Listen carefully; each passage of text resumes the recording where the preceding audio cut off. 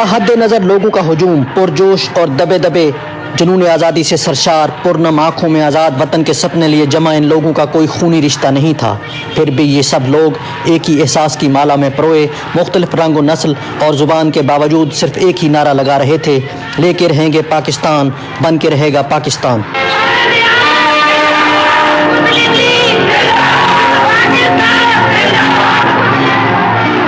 23 مارچ 1940 کو لاہور کے منٹو پارک میں جمع ہندوستان بھر کے مسلمان 20ویں صدی کی 5ویں دہائی میں ایک پرآشوب جد و جہد آزادی کے عظیم رہنما محمد علی جناح کی صدارت میں آل انڈیا مسلم لیگ کے اجلاس میں شریک ہونے آئے تھے۔ محمد علی جناح مسلمان ہند کے وہ عظیم رہنما جب عوام کے جمع غفیر سے خطاب کرتے انسانوں کے اندر جذبات کے لاوے کو پھٹنے کی بجائے غیر متزلزل منزل کی طرف موڑ دیتے۔ وہ انتہائی انسپریشن دینے والے قائد تھے،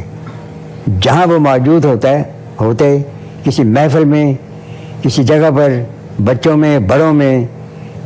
اسمبلی میں، ان کی موجودگی کے اندر لہریں تھیں آگے بڑھنے والی۔ ہمیشہ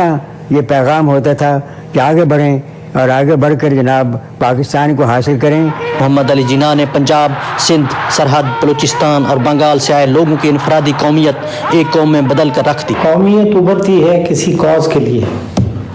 تو جب سامنے ایک کاز آیا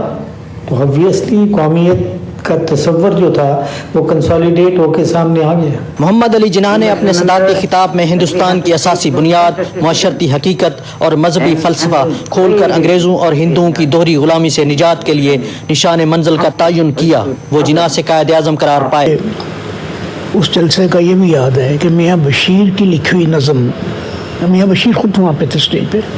کہ لکھی ہوئی نظم ملت کا پاسباں ہے محمد علی جناح، پتہ نہیں کس نے آج نہیں یاد، ترنم کے ساتھ پڑھی تو ایک